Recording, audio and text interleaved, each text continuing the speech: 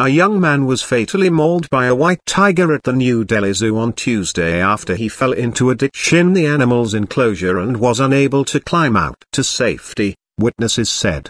The man, identified by police as Maqsood Khan, 20, was spotted by other visitors, but the security personnel who came to the scene were not equipped with tranquilizer guns.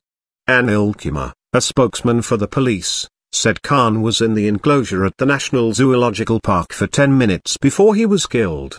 Bystanders used their cell phones to capture Khan cowering in the ditch, the tiger pawing at him and later seizing him by the neck and lashing his body back and forth, finally settling in a grassy corner with his prey. In interviews with NDTV, a cable news channel, witnesses complained that members of the security staff who came to the scene had not been able to help.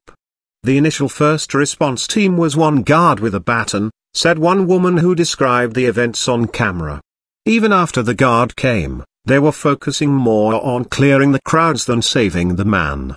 Amitabh Agnihotri, the director of the zoo, said that tranquilizer guns were stored at the zoo hospital, roughly 350 feet from the tiger's cage. We do have tranquilizer guns, but by the time we could organize them, he was dead, he said. In a written statement, Agnihotri said Khan had actually crossed the standoff barrier of the white tiger enclosure and that he had jumped into the enclosure, rather than fallen.